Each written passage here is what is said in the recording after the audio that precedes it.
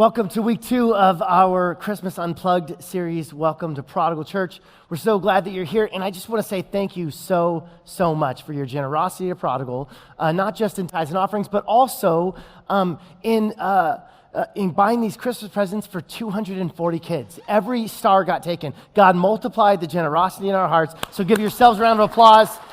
We're able to bless 240 kids in our community with Christmas presents, and that is just such a great blessing. So we're in week 2 of this series. How'd you do on your digital detox? Were you able to resist going to your phone first thing in the morning and last thing at night? Maybe. We've heard some great feedback from some of you that have tried this. And once again, screens aren't bad. We don't want to guilt you, but we do want to redeem our screens. And this morning, we tackle social media. First, let's have some fun. Here are some of the embarrassing Facebook posts from some of the nearly 3 billion people that have posted this past year. Here we go. Just found out that my birthday is the same day as I was born. Life is crazy. Aha, heart. Okay. Example 2, here we go. I love when I can smell a guy's colon as he walks by. Heart emojis. Now, cologne, it's a tough word, right? It's a French word, so it's a little difficult. A few other people struggled as well. Here's a couple more. When you hug a guy and you smell his colon. When you can smell his colon on your pillows even though he's not there. It's cologne. Maybe my personal favorite. So much for calling me Dad. Let down once again. Who wants to call you Dad?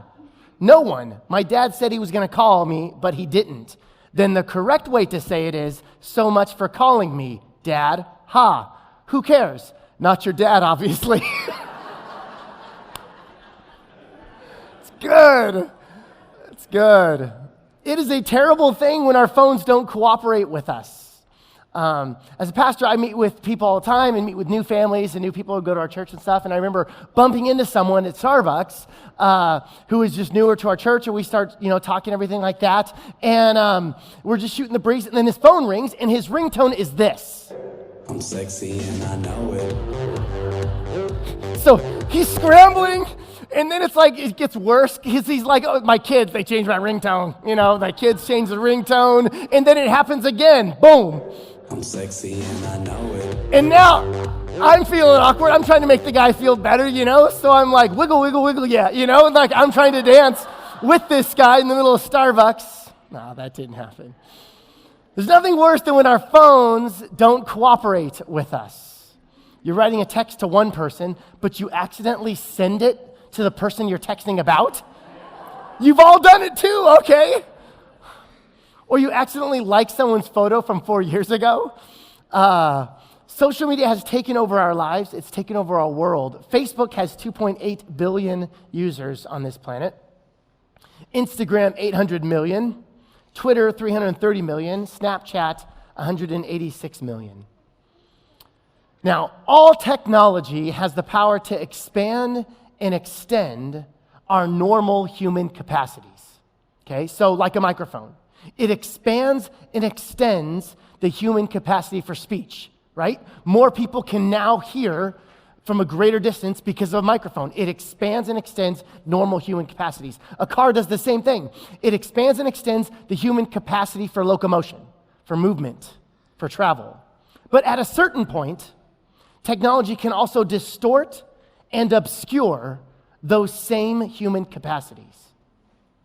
For the microphone, if you turn it up too loud, you'll get feedback. It'll completely obscure your voice. No one can understand what you're saying. And in travel, if you get too many cars all together, you get gridlocked. You're in a traffic jam, and a snail is moving faster than you are. All technology has this potential to expand and extend natural human capacities, but also the power to obscure and distort. So in what ways has social media distorted and obscured? Number 1, social media can make life all about me. All about me. The statistics are out. Our phones and the media we consume them with, it's changing our brains. Paul cautions us in Romans 12:3. He says this, "For by the grace given me, I say to every one of you, do not think of yourself more highly than you ought, but rather think of yourself with sober judgment, in accordance with the faith God has distributed to each of you." Paul uses the some form of the Greek word phroneo 4 times in just this one verse. He uses it hyperphroneo here, and hyperphroneo means to think highly or to think more often than you should. Hyper means over, beyond, more than, beyond. Phroneo, to think. So when social media feeds this. When everyone likes our post, we gain value from it, begin to think more highly of ourselves than we should. Paul says we shouldn't do that. We shouldn't hyperphroneo, we should sophroneo, okay? Think realistically, soberly. Don't think too highly of yourself. This is a danger for us. And it was a danger for the ancient world as well. There was this Greek mythological hero called Narcissus, and he was blessed by the gods with supernatural good looks. Here's a painting of Narcissus. All the women of the world adored him, but he never returned their love. So over time, the maidens grew angry with Narcissus, and they became angry with the gods because he never returned their love, and the gods listened.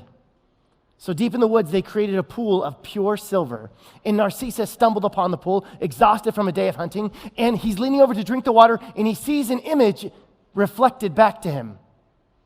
But he mistook it for a beautiful water spirit living in the water. So as he gazed at those bright eyes, those curled locks of hair, healthy glow, he fell in love. And when he leaned forward to kiss the fair face, it went away. After time, when the water stilled again, it returned, and he leaned in again to kiss, only for it to dissipate. He was so taken by the image in the water that he lost all thought of food and rest. Soon, Narcissus began to starve, but the pain of hunger could not overpower the stunning beauty that enraptured him. Eventually, he withered away and died. And the traditional interpretation of this story is that Narcissus fell in love with himself. It was the Greek warning against excessive self-love. And Sigmund Freud later derived the term narcissism from this myth as a way to describe the neurosis of extreme selfishness or self-interest. Some of you, according to your Instagram, loves you some self, okay? Now, you may not stare at yourself in the mirror longer than you should, but there are other ways our selfishness and narcissism plays out in our lives. And Facebook and Instagram are catalysts for self-love.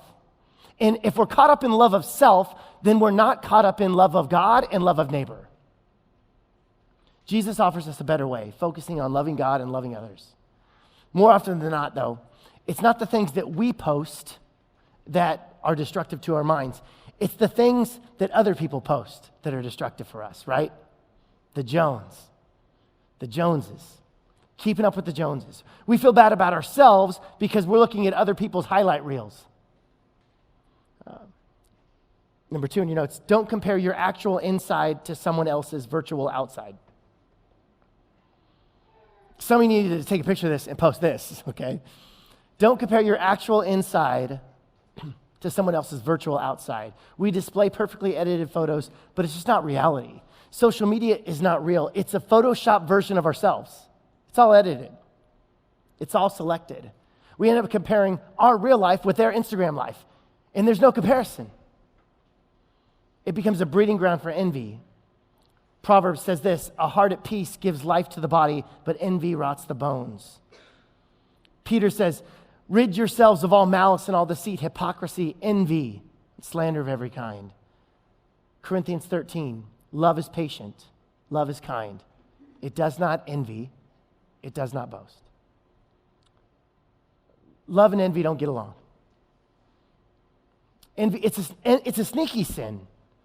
Some of us are caught up in envy online, and whether we realize it or not, it makes us less pleasant to be around. Because the Jones are so good looking and have nicer everything than I do, I'm going to allow that to affect my mood and affect my soul.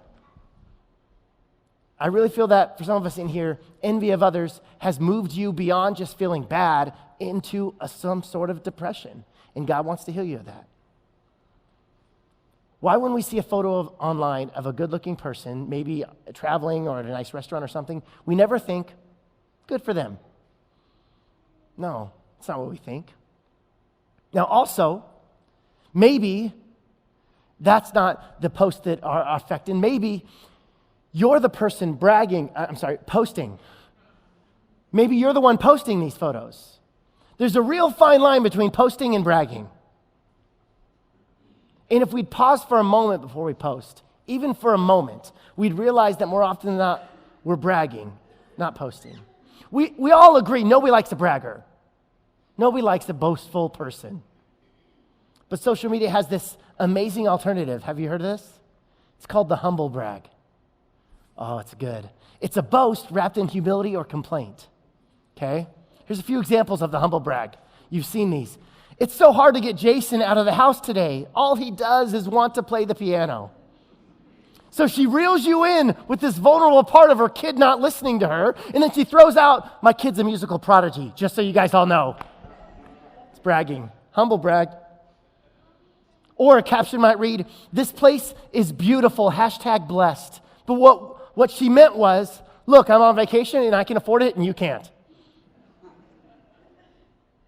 We do this almost unconsciously. And to help explain the humble brag, if you're not familiar with it, consider the following situation. Let's say that you've been invited to attend an exclusive charity event in recognition of your contributions to some really good cause. So you'll be given free tickets, and you'll get to mingle with all the elite in our city. It's a formal affair, and you don't really have something suitable to wear. And so if you were to engage in humble bragging, you would post something like this.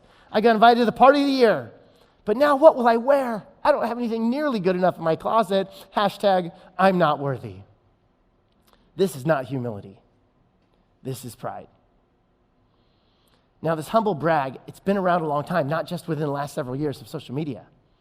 Consider the opening quote from Jane Austen's Pride and Prejudice, written in 1813. Nothing is more deceitful than the appearance of humility. It is often only carelessness of opinion and sometimes an indirect boast. The humble bragger recognizes that it's hard to be liked and to be a show-off at the same time. They're trying to get the best of both worlds. It attempts to elicit sympathy and admiration simultaneously, and you cannot. The humble brag, in fact, doesn't work. We become experts. Through social media, we become experts at appearing to be better than we actually are. I read a story of a daughter, maybe 9 or 10 years old, and she's getting ready. Everyone's getting ready to eat around the dinner table, and she does this eloquent prayer as they have guests over.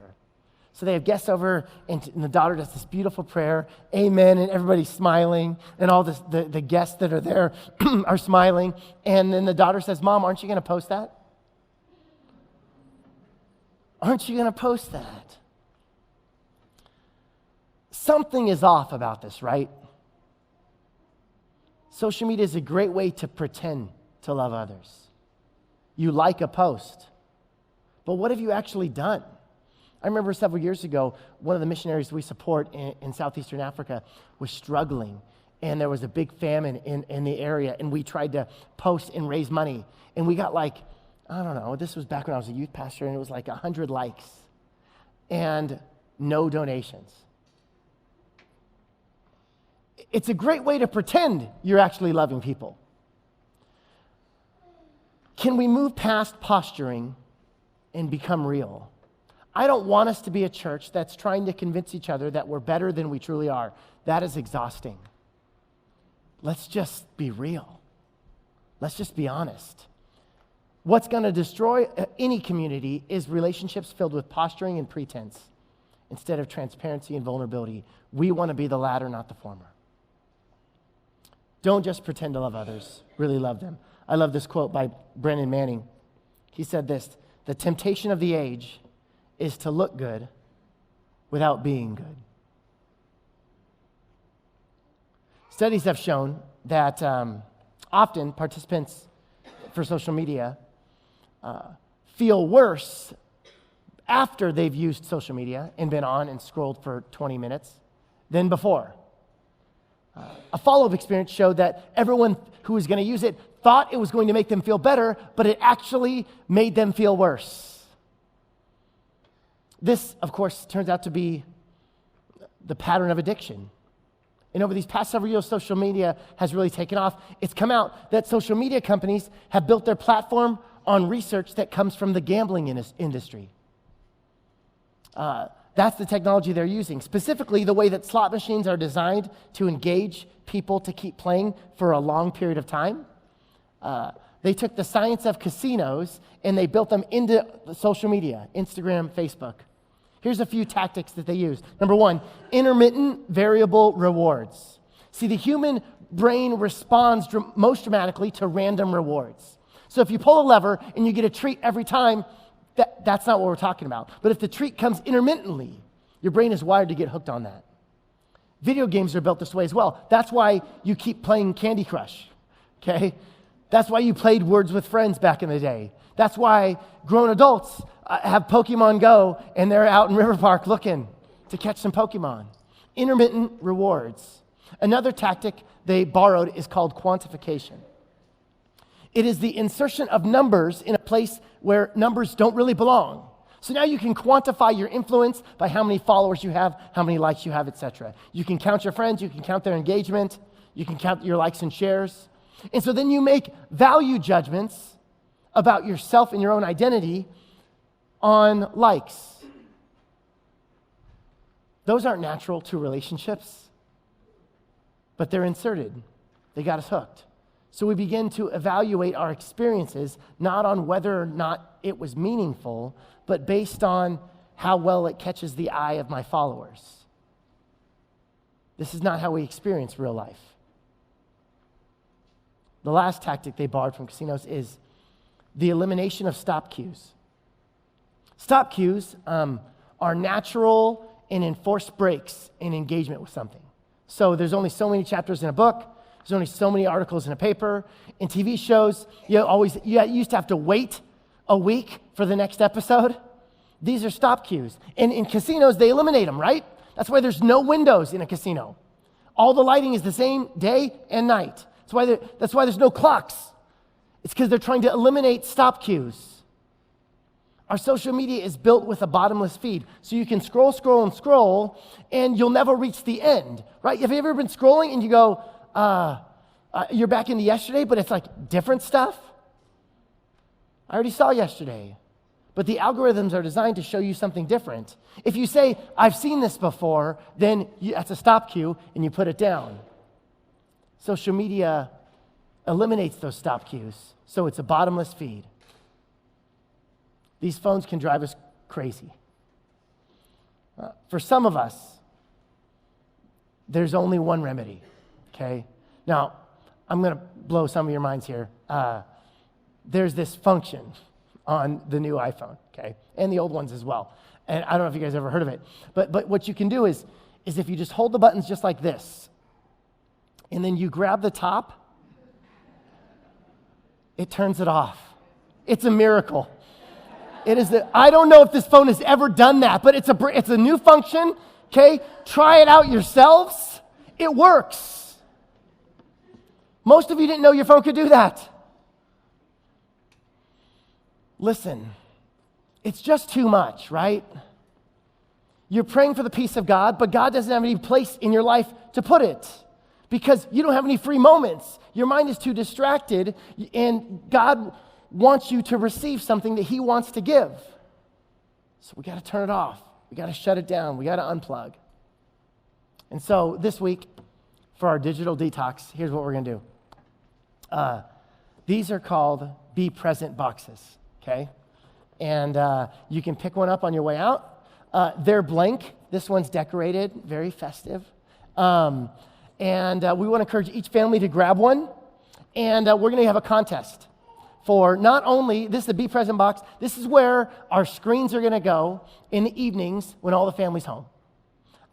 Put your screens in here. It's your Be Present box, your iPads, and then do something else. play a board game, go for a walk, go look at Christmas lights, go hang up your own Christmas lights, eat a meal together with no TV and no screens on. Not everything can fit in here, but it's a metaphor, okay? It's a be present box. It's a chance for us to unplug and to dive in to the real life all around us. Now, we're going to do a competition. So not only for best box, but what activity you do with it. So we want you to post on your social media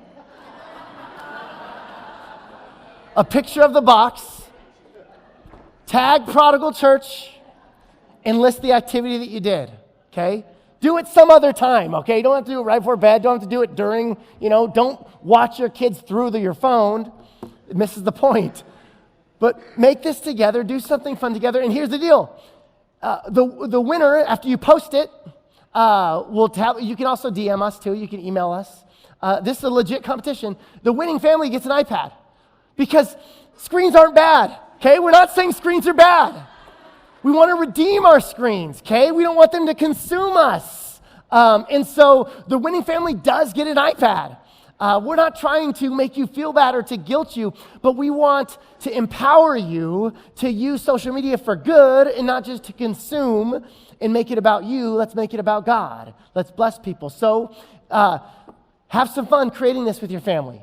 If you're single, have fun creating it, okay? Go back to school and make this awesome. You can make it a lot better than those of us with kids because the kids, what they think is good isn't.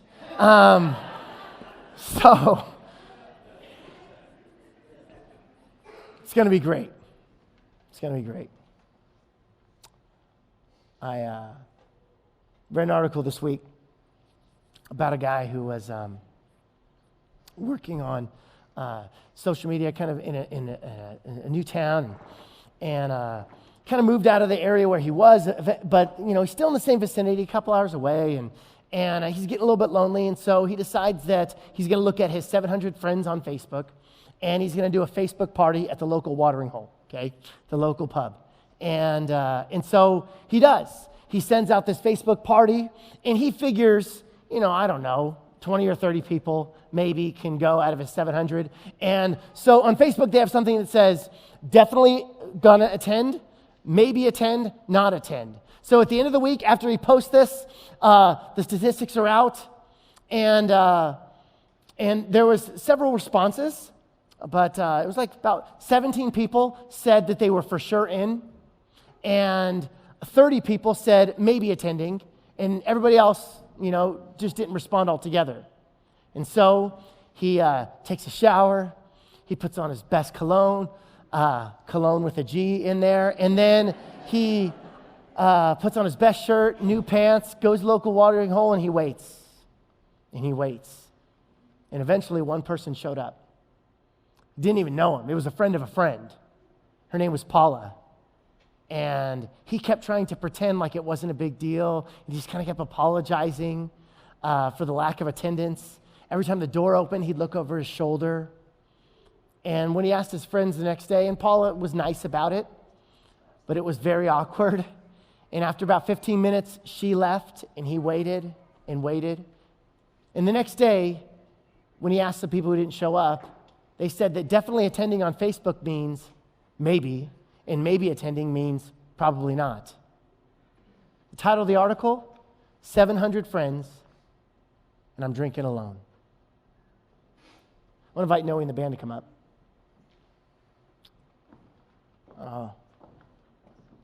Close with this. I read of a mom at home with a couple of kids. She decided to do an experiment. 30 minutes, she was going to be in the same room as her two kids with no cell phone. And she was going to let them play and just observe. She wanted to note how many times they looked up to see if she was watching or if she was looking at her phone. So she wrote just a small mark on a piece of paper every time they looked up to see if she was attending. This is what the paper, a little tiny piece of paper, just a little mark every time they looked up at her. At the end, that 30 minutes, 28 marks. Okay, yeah, because I think I'm going to start every playing single the minute, moment Noe gets on. one of her children looked up to see if she was paying attention. She wrote about what happened if she would not have done this. She said, 28 times my angels would have wondered if the World Wide Web was more important than them. Praying. 28 times my boys would not have received the attention they were longing for. And then at the end of the article, she wrote, please send this to all your friends on Facebook. Kind of defeats the purpose, right? Here's what I'm trying to say. It'll be on the screens. You have to choose between life and fiction. Those two are very close, but they never actually touch. They are two very, very different things. Life or fiction. We're going to sing a song called O Come, Emmanuel. It's a Christmas song. It's about God becoming a human. Emmanuel means God with us. His presence among us. Yeah. God didn't send an email. God didn't send a book. God sent a person in flesh and blood. The Word became flesh and made his dwelling among us. That's what the Christmas season's about. The Word becoming flesh and making his dwelling among us. It's always been about real people, real life, face to face, flesh and blood. It's not about our digital connections. It's about our real life encounters. It's about the people in our lives, the people in our living room, the people that we work with, the people all around us. Real life, flesh and blood. And God showed us that in Jesus. God becoming a man. Emmanuel, God with us. Would you stand as we declare that this Christmas season?